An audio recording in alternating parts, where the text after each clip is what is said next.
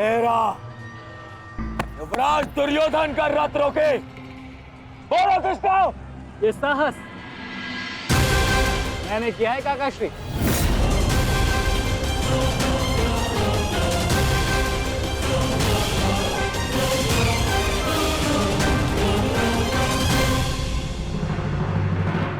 अब बताओ गदाधारी भीम, हम पांचों के साथ युद्ध करने में तुम्हें कहीं भय तो नहीं लग रहा है?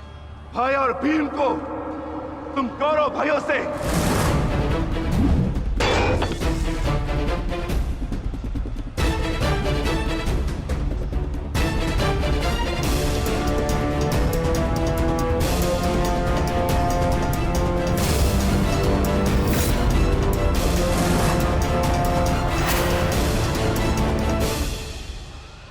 अब आपके पास दो ही मार्ग है, द्वंद्व कीजिए या समर्पण।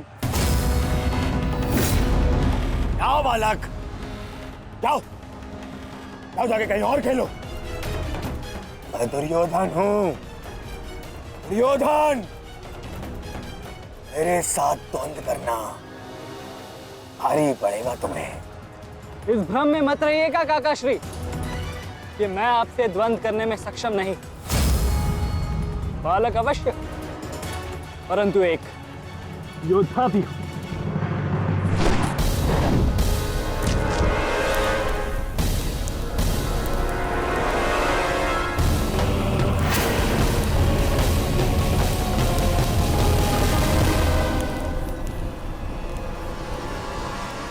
उत्तम, अति उत्तम अभिमन्यु।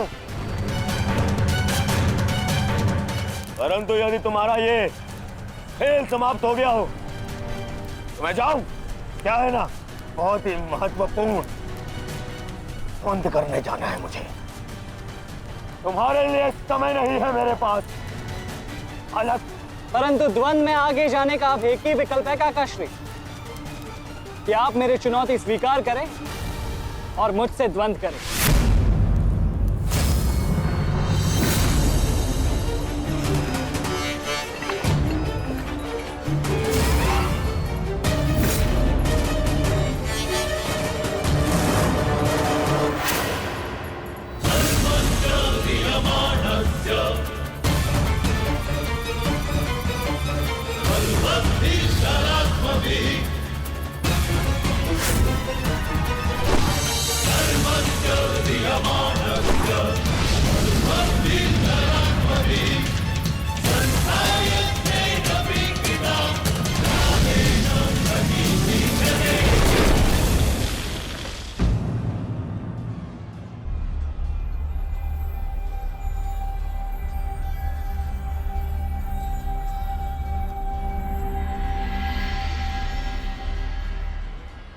ऐसा शीन प्रहार जो मेरे रथ को हिला भी ना पाया।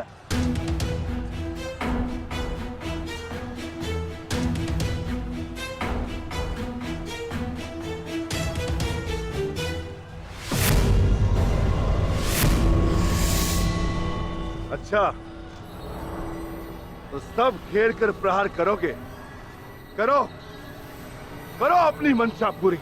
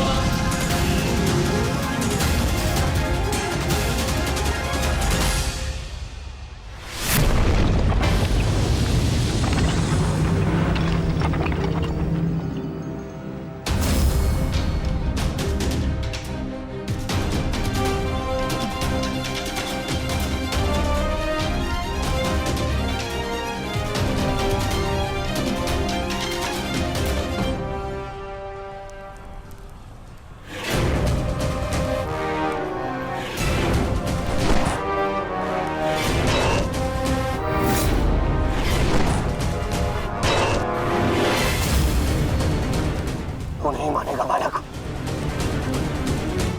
नहीं मानेगा तू। तो ठीक है, मेरे हाथों मृत्यु को प्राप्त होने के लिए तत्पर हो जा।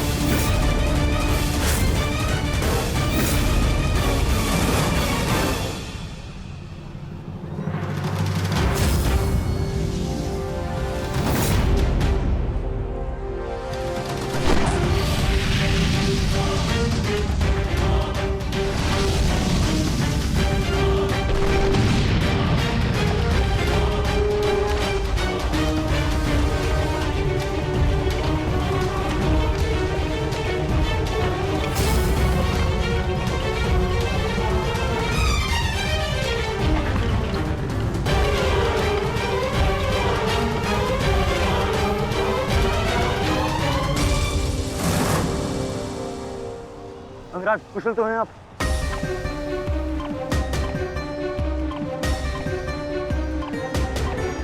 हाँ। परंतु अगर ऐसे ही चलता रहा तो शीघ्र ही अर्जुन हमें इस कुरुक्षेत्र से बाहर निकाल देगा। क्या करें अंगराज?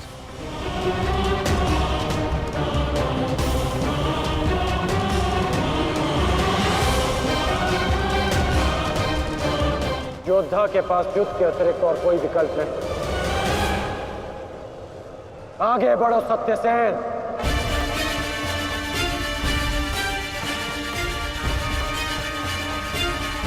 प्रतीत होता है माधव कि कर्ण को युद्ध भूमि से दूर रखने के लिए यह अस्त्र पर्याप्त होगा। किसी निर्णय पर शीघ्र पहुंच जाना उचित नहीं होता पार्थ।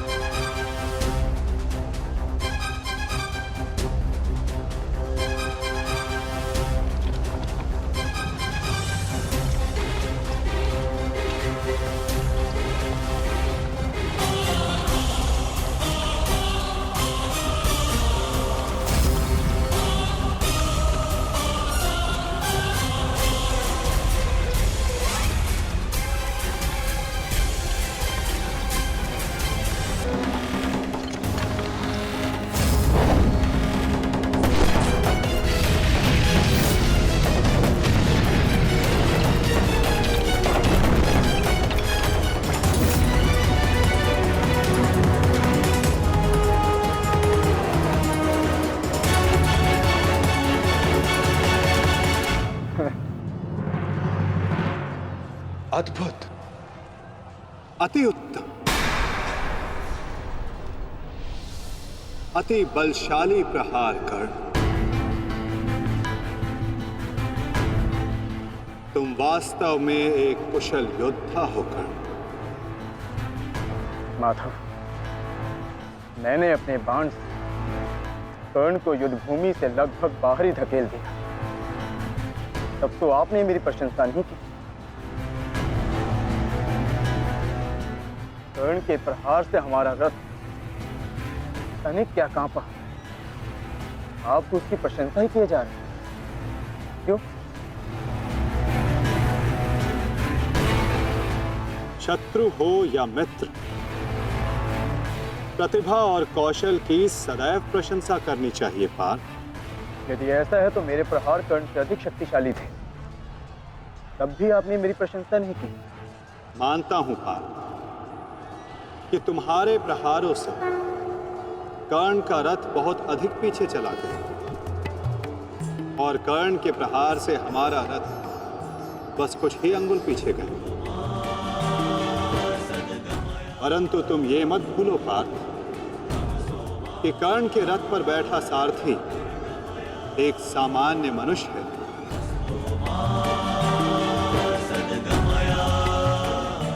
और तुम्हारे इस रथ पर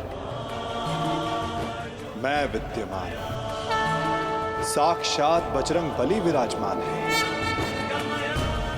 संपूर्ण ब्रह्मांड का भार है इस रथ पर और अपने प्रहार से इस रथ को पीछे धकेल देना बड़े कौशल की बात है पार्थ। अब तुम ही बताओ पार्थ, मैं कैसे इतने कुशल योद्धा की प्रशंसा ना करूं? वास्तव में कर्ण एक कुशल और वीर योद्धा है।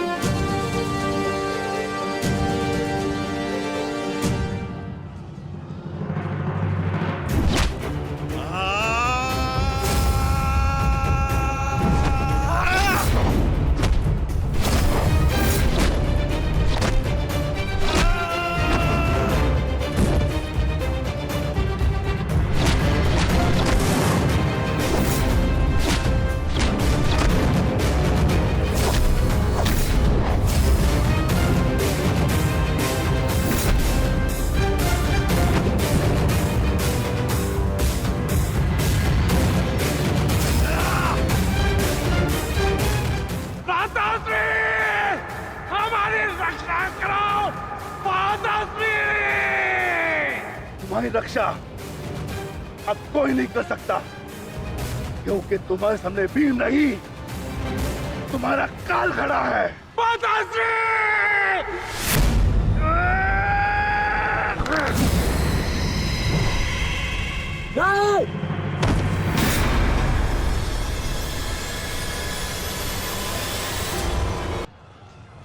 तूने क्या किया? कहाँ चले काकाश्री? द्वंद अभी शेष है।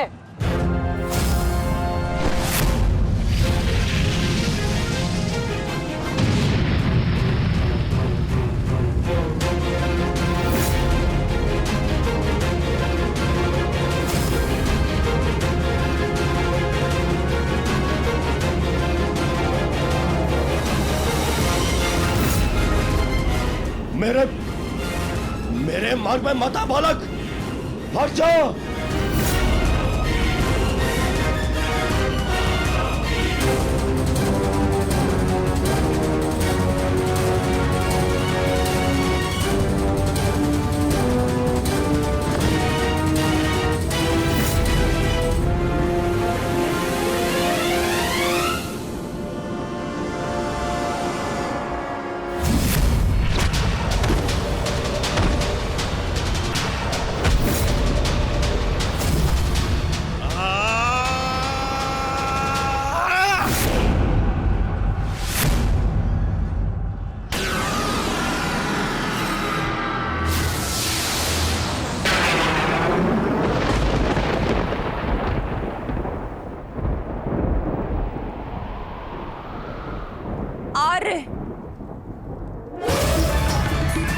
मेरे पुत्रों की रक्षा कीजिए आर्य।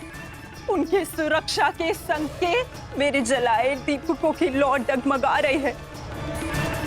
मेरा हृदय बहुत व्याकुल हो रहा है स्वामी। ये अवश्य ही कोई अपशगुन है।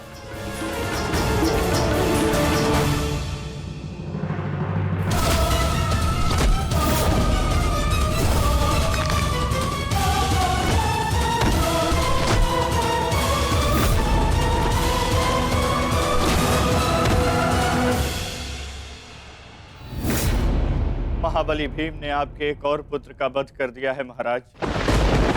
कह दीजिए संजय से, ये सत्य नहीं है, ऐसा नहीं हो सकता। यही सत्य है महाराज। महाबली भीम ने आपके पुत्रों का नाश करना आरंभ कर दिया है।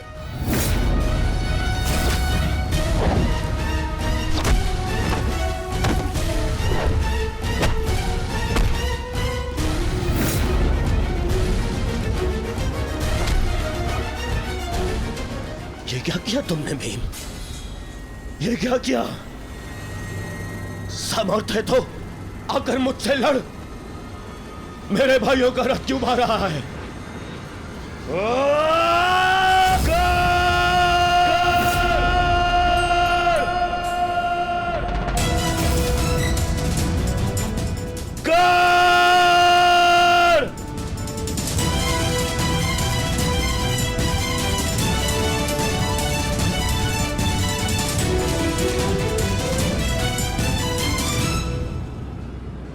कायर की भांति क्या भाग रहे हो?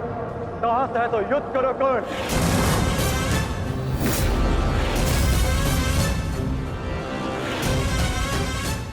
रणछोड़ की उपाधि मेरे लिए अपमान नहीं सम्मान है। ये मैंने माधव से ही सीखा है कि कभी कभी युद्ध टाल देना श्रेष्ठ होता है।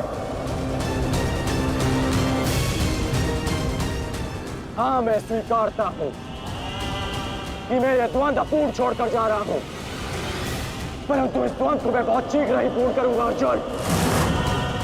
तुम ये समझ लो अर्जुन कि भीम के कारण तुम्हें कुछ और क्षण जीने का अवसर मिल गया है। शीघ्र करो सत्यसेन।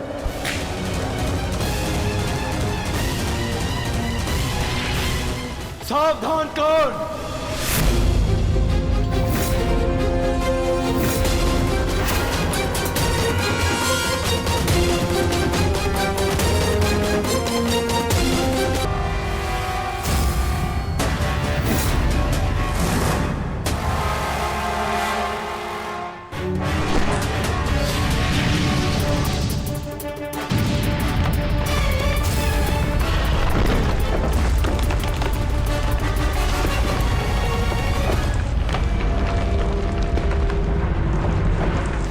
यहां तुमसे नीति सीखने नहीं, युद्ध करने आया हूं।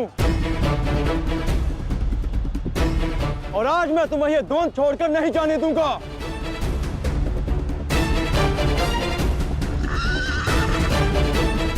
अब क्या करें अंगराज? हमारा रथ तो फंस गया है और इसे यहाँ से हिलाना भी संभव नहीं। कैसे बढ़ेंगे हम आगे? हमें किसी भी परिस्थिति में यहाँ से निकलना होगा, अन्यथा भीम वहां अनर्थ कर देगा।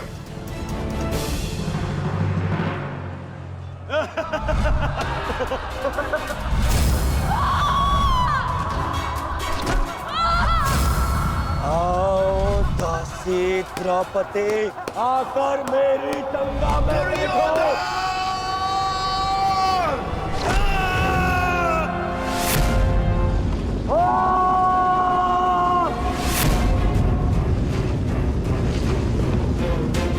क्यों?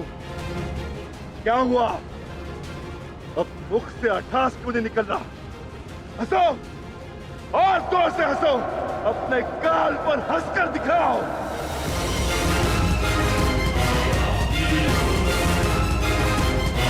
सैनिकों,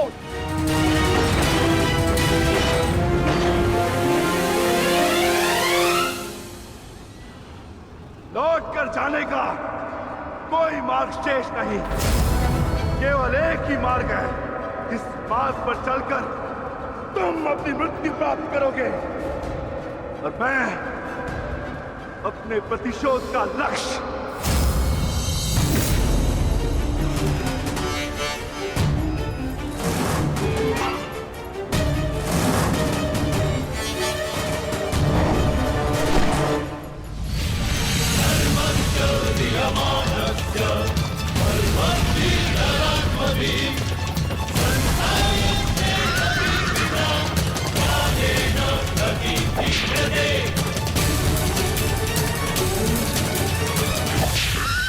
आप मुझे बहुत ही कुशल सारथी हैं अंगराज।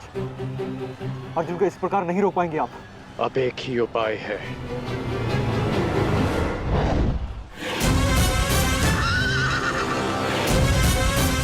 किरणास्त्र।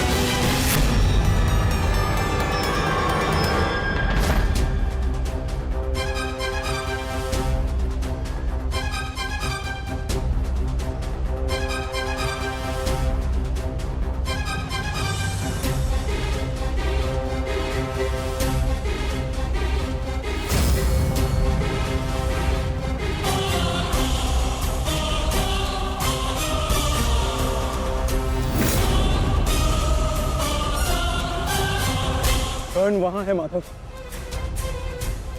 अश्वत्थामा!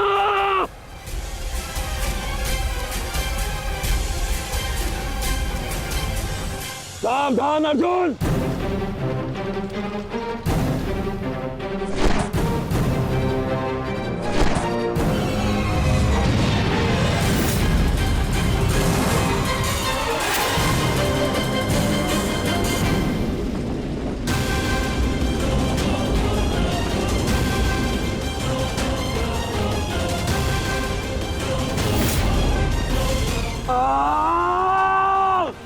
संजय, तुम मौन क्यों?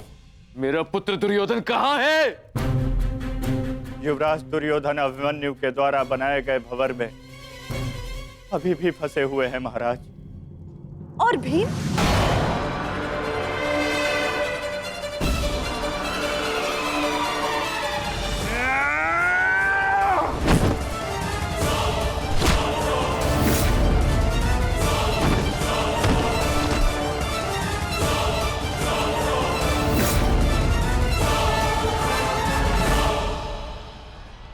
महाबली भीम आपके एक और पुत्र की ओर काल बनकर बढ़ रहे हैं महारानी। संजय, इतनी निष्ठुरता से तुम ये समाचार कैसे दे सकते हो संजय? कैसे? क्षमा चाहता हूं महारानी, किंतु मैं अपने कर्तव्य को पूर्ण कर रहा हूं और मेरा कर्तव्य यह है कि मैं आपको सत्य बताऊं। और सत्य यह है कि आपके पुत्रों का नाश आरंभ हो चुका है।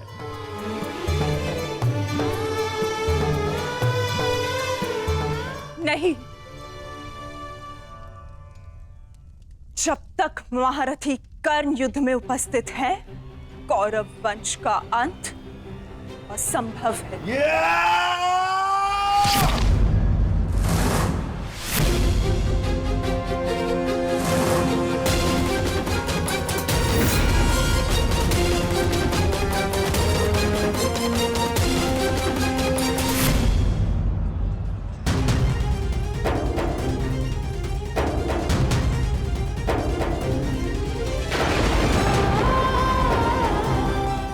रक्त बह रहा है।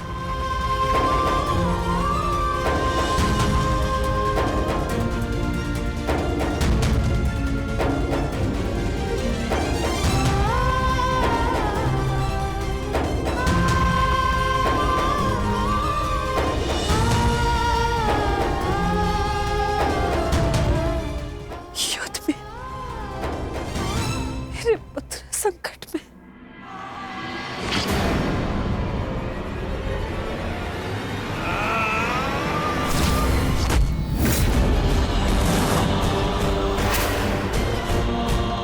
मैं तुम्हें चेतावनी दे रहा हूं कर्ण कि तुम मेरे और कौरव के मध्य मत आओ, क्योंकि तुम मेरा आखेट नहीं, तुम अर्जुन का लक्ष्य हो।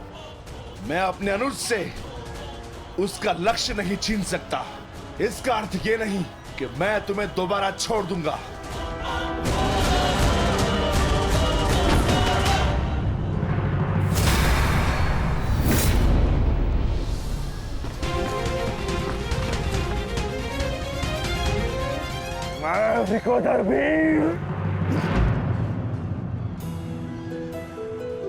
रक्त। एक क्षण के लिए ऐसा लगा कि ये मेरा रक्त है, परंतु नहीं, ये रक्त तुम्हारा है। रक्त का रंग तो एक ही है हमारा, एक क्षण के लिए ही सही। तुमने इसे अपना रक्त समझा, इसीलिए तुम मेरे मानस अनुज हुए, और तुमसे ज्येष्ठ होने के नाते मैं तुम्हें समझा रहा हूं। बस कर्ण, बस, एक और शब्द नहीं। इतना दुस्साहस दुर्योधन के फेंके गए ग्रास पर पलने वाले सूतपुत्र स्वयं को मेरा भाई कहने की उदंडता दिखा रहा है। अंतिम चेतावनी दे रहा हूं, हट जाओ मेरे मार्ग से। युद्ध का मार्ग मैंने स्वयं चुना है और इसे मैं नहीं छोड़ने वाला।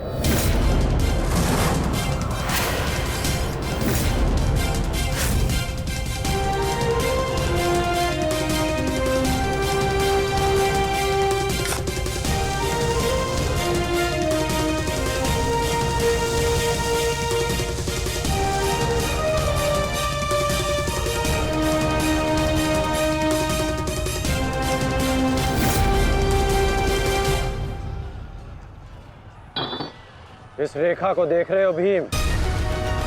इस रेखा के घेरे के भीतर कौरव सुरक्षित हैं। सूर्यास्त होने में कुछ ही क्षण शेष हैं। यदि कल भी युद्ध करना चाहते हो तो इस रेखा को मत लांघना। प्रतीत होता है कि तुम्हारी जीवन रेखा आज ही समाप्त होने वाली है कर्ण। कल का सूर्योदय क्या, आज का सूर्यास्त भी तुम्हारे भाग्य में नहीं। सूत पुत्र कर्ण, मैं तुम्हें एक अवसर देता हूं, प्रहार करो मुझ पर, आओ युद्ध करो मुझसे, आगे बढ़ो कर्ण।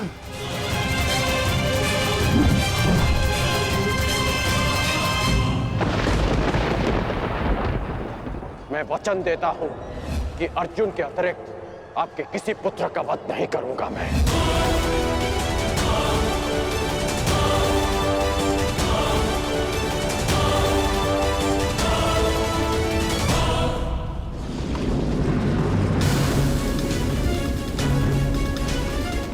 इस भंवर को ऐसे नहीं तोड़ा जा सकता। इसे तोड़ने के लिए मुझे इस भंवर के दिशा के विपरीत दिशा में घूमना होगा ताकि इस भंवर का प्रभाव कम कर सकूं।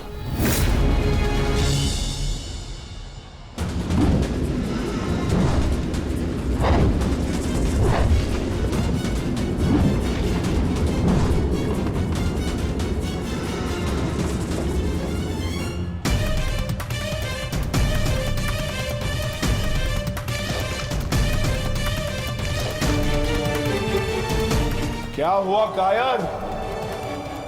अब तक तो बड़ी डिंगे मारे थे। अरे लज्जा आनी चाहिए तुम्हारी माता को, जिसने तुम जैसे निर्बल को जन्म दिया। यदि एक और शब्द अपनी जीवा से निकाला तो तुम्हारी जीवा काटकर फेंक दूंगा।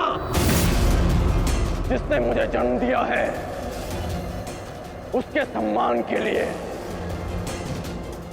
स्वयं उसे दिया वचन भी भुला दूंगा। अपनी माता के मान पर चिंगारी पड़ी तो तिल मिला गए कर्ण। वो पांचाली भी किसी की माता थी, किसी की पुत्री थी, जिसे वस्त्राण के अपमान की अग्नि में जलना पड़ा। और अब वो अग्नि कौरव पक्ष में उपस्थित हर एक को भस्म कर देगी। कर्ण, तुम्हें भी।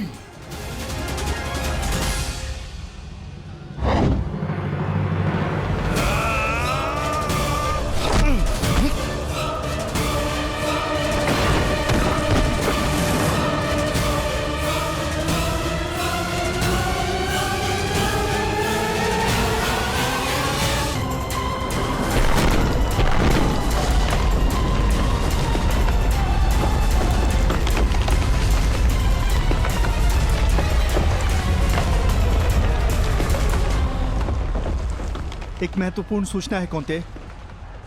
वृकोदर भीम और अंगराज कर्ण के मध्य महाविकट द्वंद्व हो रहा है और परिणाम के संकेत शुभ नहीं है।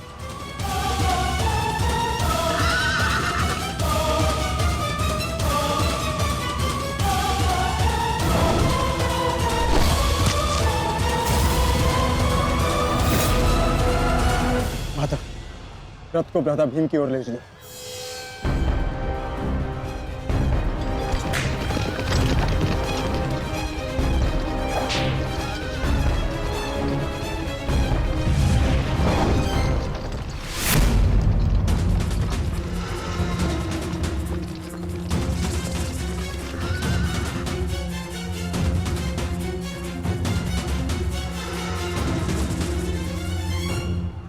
अर्जुन, तुमने हर एक परीक्षा में सफलता पाई है। देखना यह है कि तुम इस परीक्षा में सफल होते हो या नहीं।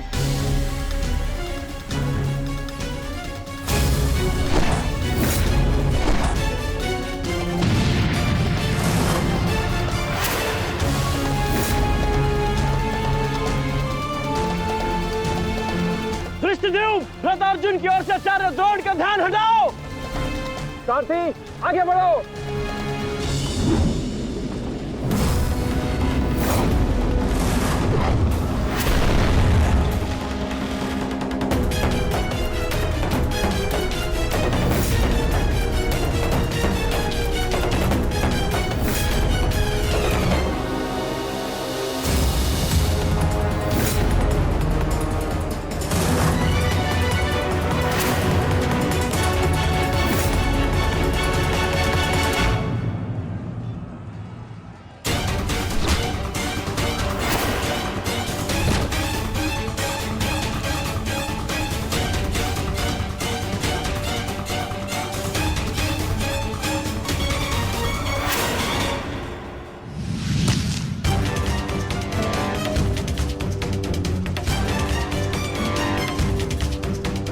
तुम बार बार मेरे समक्ष क्यों आ जाते हो?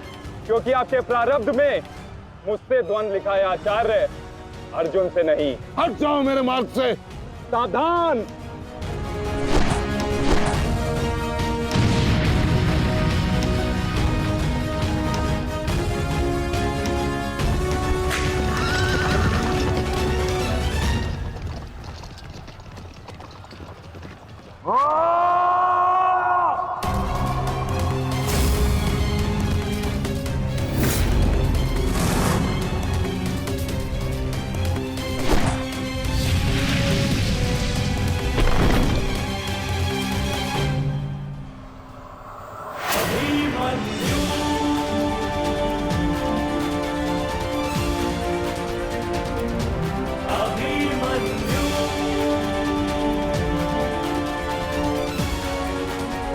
श्री, विचित्र बात है ना कि प्रत्येक बार आप मुझसे युद्ध बीच में छोड़कर ही चले जाते हैं।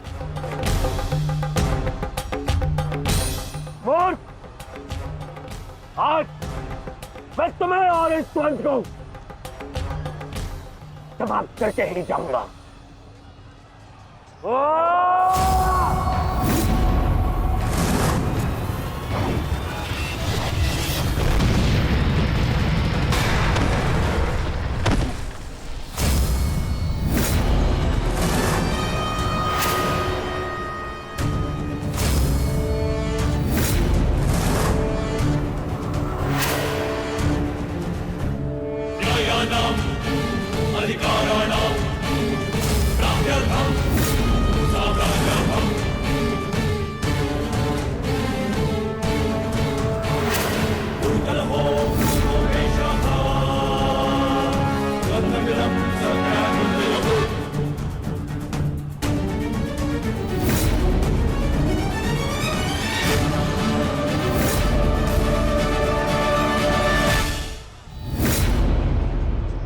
अपना सर्वश्रेष्ठ प्रदर्शन करना पुत्रों।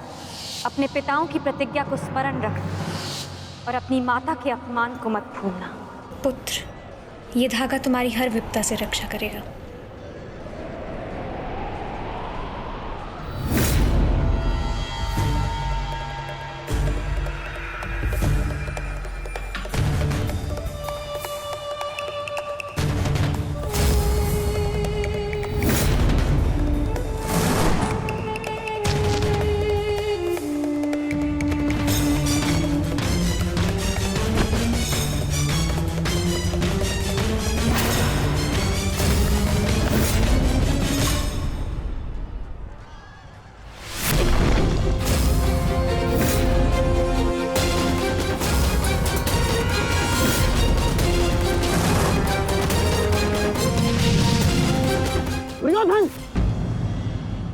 बालक के साथ बचकाना खेल बंद करो।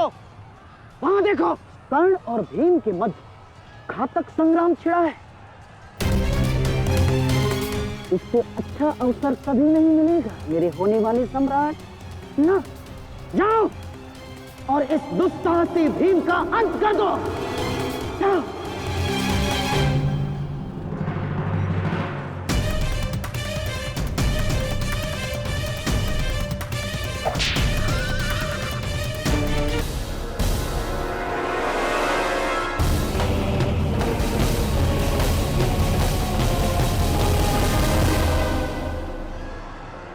मैंने अपना वचन पूर्ण किया।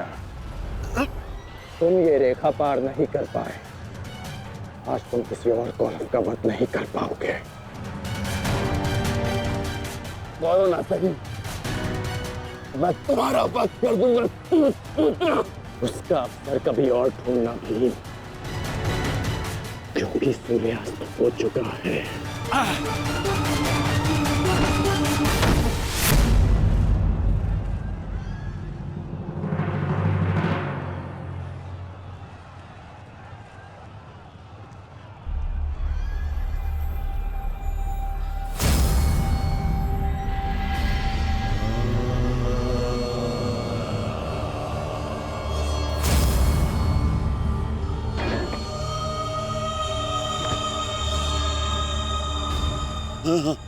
अनुज,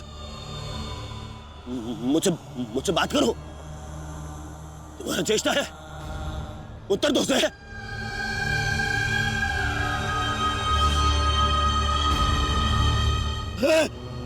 अनुज, अनुज उत्तर दो। ये क्या हो गया? तुम सबने कभी अपने देश की बात का उल्लंघन नहीं किया, तो आज ये उदंडता क्यों? उठो, उत्तर दो। उठो, उत्तर। बात करो मुझसे।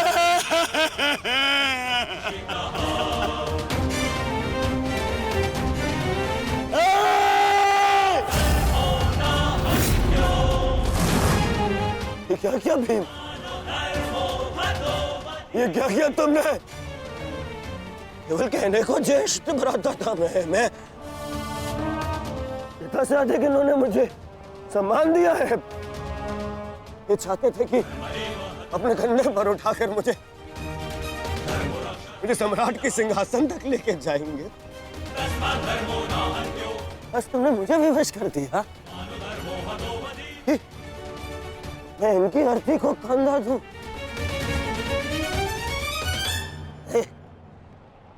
तुमने उचित नहीं किया है भीम, उचित नहीं किया। मैं छोड़ूंगा नहीं तुम्हें, उधर मैं नहीं छोड़ूंगा।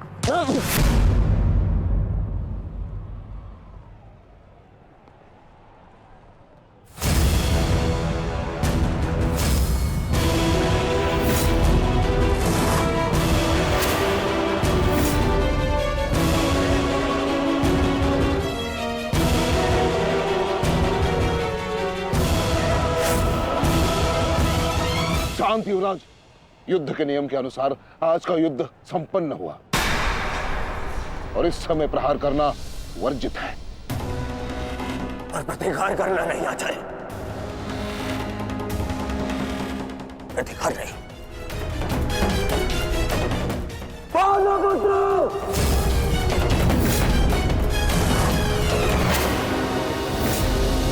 अपने इन 5 भाइयों के निर्मम हत्या का प्रतिशोध लूंगा मैं। किसी एक को भी जीवित नहीं छोड़ूंगा मैं, ये मेरा वचन है। मेरी प्रतिज्ञा मत भूलो दुर्योधन। तो नियति तुम्हारे 5 भाइयों की हुई है, वही नियति तुम्हारे शेष 95 भाइयों की भी होगी। दुर्योधन! मैं ऐसे नहीं छोड़ूंगा। राजा भीम रुक जाइए, ये सही समय नहीं है।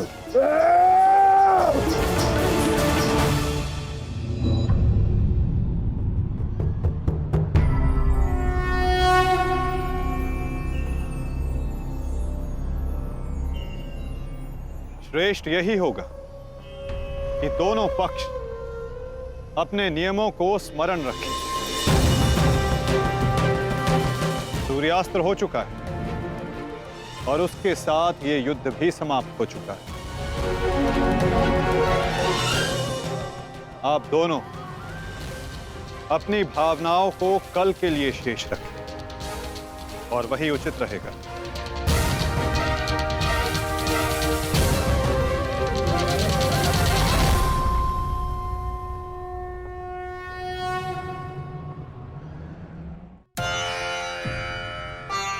मैं आपको पुनः लौटा रही हूँ महादेव।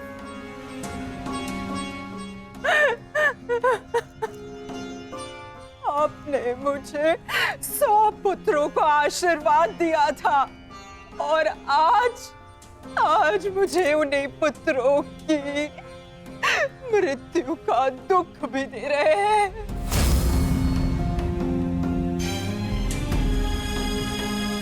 विलाप ना करो गांधारी। युद्ध में मृत्यु होना निश्चित है। कभी स्वयं के पक्ष के योद्धाओं की और कभी विरोधी पक्ष की। ईश्वर को दोष मत दो। ईश्वर का धन्यवाद करो कि तुम्हारे पुत्रों को वीर गति प्राप्त हुई है। आपके मन को समझाने के लिए ये तर्क पर्याप्त हो सकता है आर्य, परंतु मैं क्या करूं? मैं तो एक माता हूं ना। मेरे तप के बदले महादेव ने मुझे ये आशीर्वाद दिया था, तो फिर ये मेरे तप का फल मुझसे कैसे छीन सकते हैं? कैसे आर्य? पूछिए इनसे, इन्होंने ये अनर्थ क्यों होने दिया? जो पहले मुस्कान दी तो फिर बाद में आंखों में अश्रु भर दिए। ऐसे ईश्वर नहीं चाहिए मुझे, नहीं चाहिए। दासी, तुम इस शिवलिंग को इस कक्ष से, इस महल से बाहर कर दो। मुझे नहीं चाहिए कोई प्रभु, कोई मंदिर, किसी चीज की आवश्यकता नहीं है मुझे।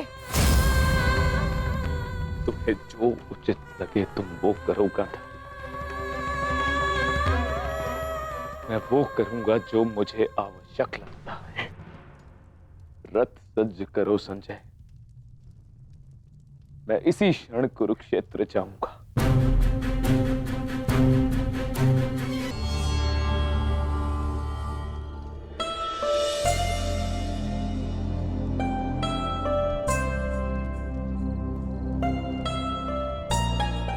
पुत्र,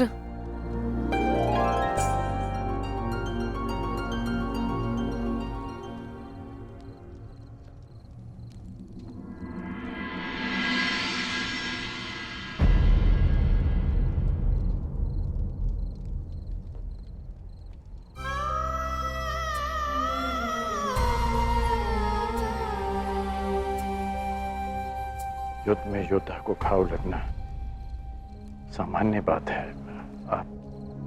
आप चिंतित मत होइए।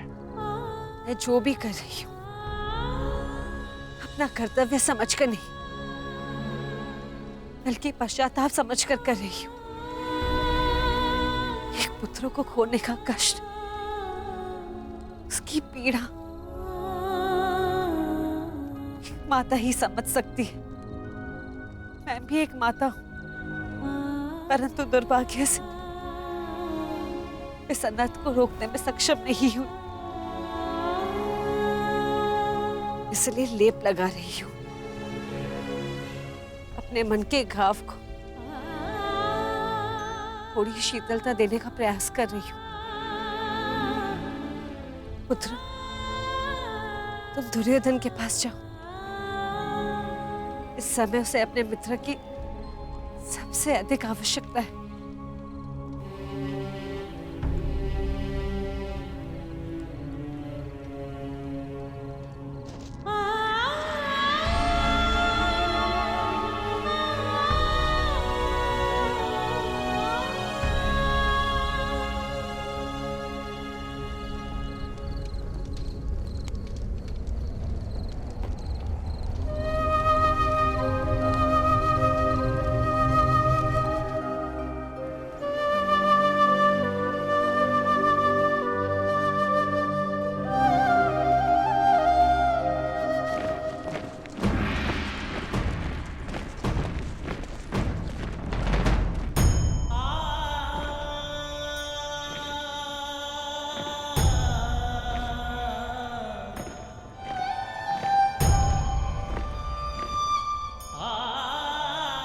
पिताजी।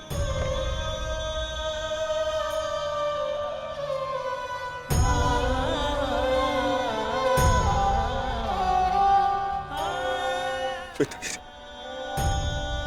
ये मौन रहो और इस अंतिम संस्कार की विधि को रोको।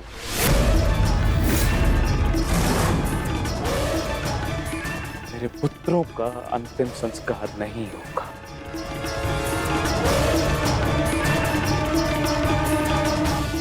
महाराज, ये कैसा अनर्थ करने जा रहे हैं आप? देखिए, इस संसार में आने वाले का और इस संसार से जाने वाले का संस्कार अत्यावश्यक होता है, अन्यथा इनकी आत्माओं को कैसे मुक्ति मिलेगी? क्या कर रहे हैं आप? क्या इस संस्कार से मुझे मेरे पुत्रों को खो देने की पीड़ा से मुक्ति मिल सकती है शकुनी? क्या इस संस्कार से उस दहल पर लगे चिन्ह जो महारानी गांधारी के शरीर पर आज भी है, क्या वो मिट सकते हैं? तुम्हारे लिए वो केवल 5 सैनिक थे, किंतु मेरे लिए वो मेरे अंग, मेरे शरीर, मेरी आत्मा के 5 हिस्से थे, 5 अंश थे। आज मैंने अपनी आत्मा के वो 5 अंश भी खो दिए और इससे अधिक हानि अब मैं सह नहीं सकता। मैं वर्तमान नहीं देख सकता, परंतु भविष्य देखने की क्षमता आ गई है मुझ में। हस्तिनापुर का महाराज होने के नाते ये मेरा निर्णय है कि इस युद्ध को इसी क्षण रोक दिया जाए।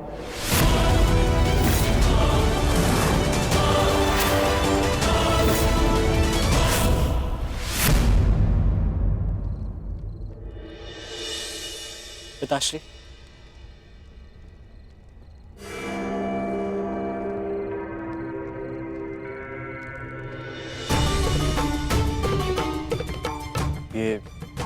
ये किसके लिए?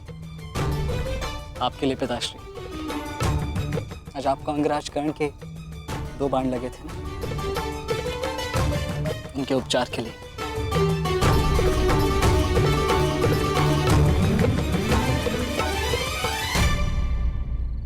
मुझसे अधिक घाव तो तुम्हें लगे हैं पुत्र।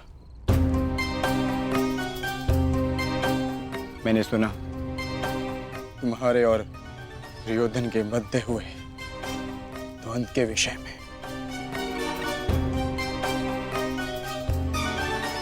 तुम्हें ऐसा नहीं करना चाहिए था अभिमन्यु।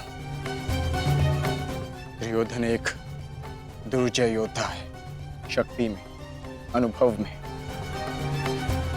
तुमसे कहीं अधिक। तुम्हें सावधान रहना चाहिए। पिताश्री उचित कह रहे हैं आर्य।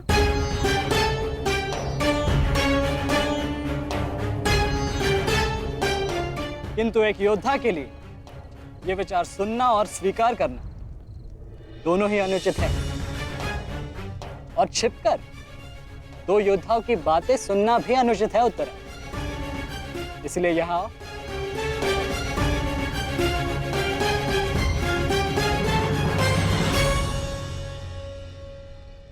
आप ही बताइए पिताश्री, क्या एक पत्नी का अपने पति के लिए चिंता करना अनुचित है?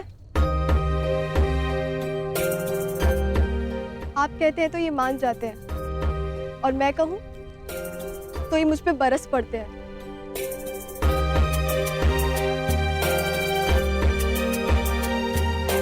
आप ही ने कहा था ना कि काका श्री दुर्योधन के साथ द्वंद्व करना इनके लिए उचित नहीं है।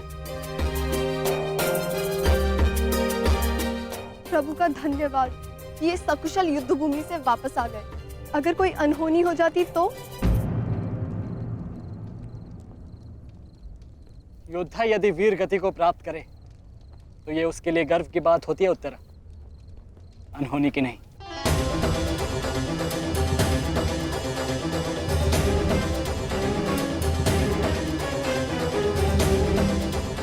मुझे तुम्हारे साहस और कौशल पर गर्व है पुत्र, परंतु उत्तरा का कहना भी अनुचित नहीं है। प्रत्येक पत्नी को अपने पति की चिंता होती है। सुभद्रा केवल तुम्हें सुरक्षित देखना चाहती है पुत्र। और मैं हस्तिनापुर के मधान युवराज का अहंकार तोड़ना चाहता हूं पिताश्री।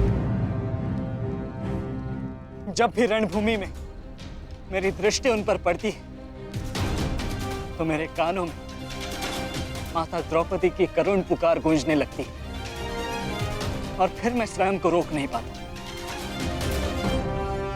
तो आप दोनों पूर्णतः निश्चिंत रहिए।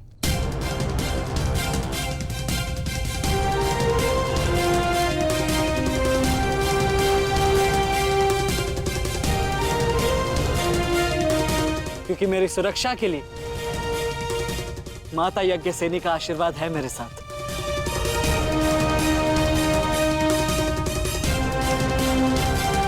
और जब तक ये मेरे साथ है मुझे कुछ नहीं हो सकता।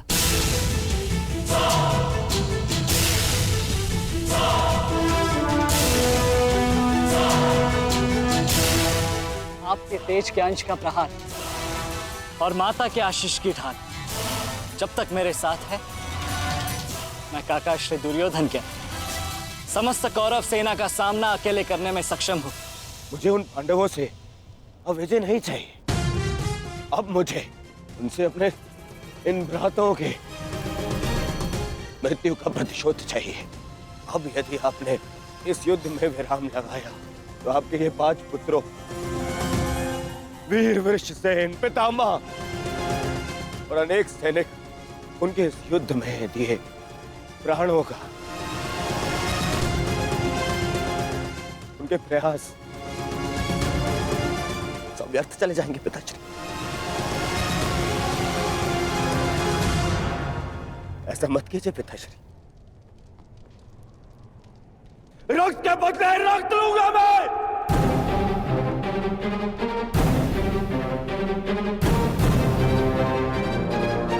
अपने अपने अपने पुत्र को है। वो पांडव अपने पुत्र को के और हम मुझे पाएंगे पिताश्री। मूर्खतापूर्ण बातें मत करो दुर्योधन। पितामह और अपने भाइयों के परिणाम से आने वाले भयानक भविष्य के संकेत को समझो।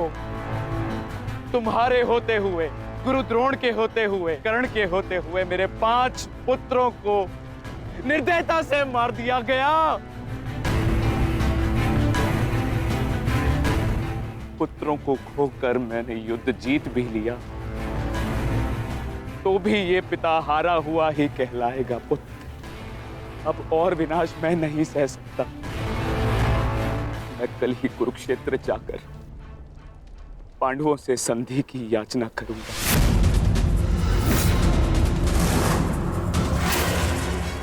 पांडवों से अपने पुत्रों के प्राणों की रक्षा की याचना करूंगा मैं,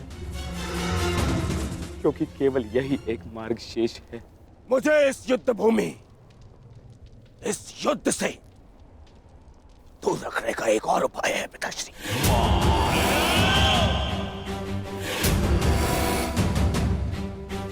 एक और उपाय है।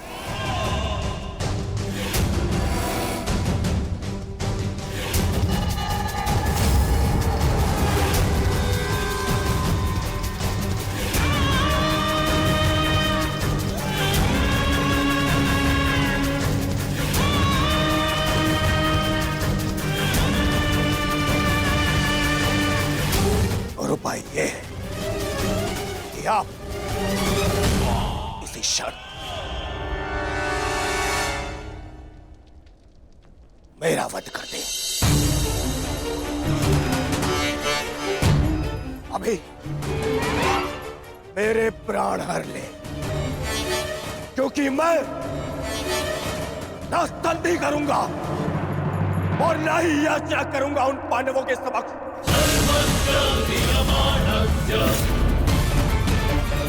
उठाइए इस तलवार को और वध कर दीजिए अपने इस एक पुत्र का। अपने इस एक पुत्र का वध करके बचा लीजिए अपने शेष 94 पुत्र। 94 पुत्र।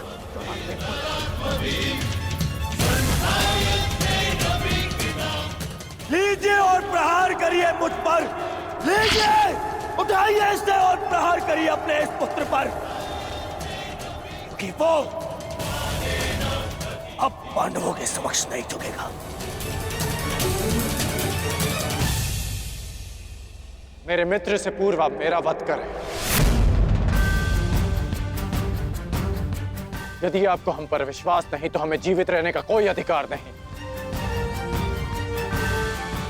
आप मेरा वध करें या हमें एक और अवसर दें। अपने पुत्रों के बलिदान को व्यर्थ मत जाने दीजिए महाराज। युद्ध लड़े बिना पराजय स्वीकारने से तो अच्छा है कि आप अपने हाथों से हमें मृत्यु प्रदान करें। आपने अपने पुत्र के लिए जो स्वप्न देखे हैं, क्या उनमें वो स्वप्न भी सम्मिलित हैं जिनमें वो अपने शत्रुओं के सामने क्षमा याचना करे?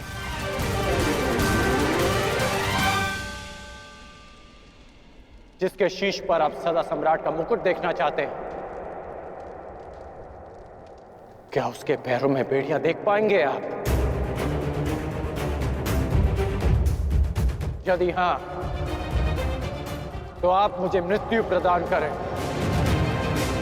और यदि ना, तो आप मुझे एक अवसर दीजिए। आप हमारे महाराज हैं, हम सब आपके आदेश के अधीन हैं, किंतु आपका ये आदेश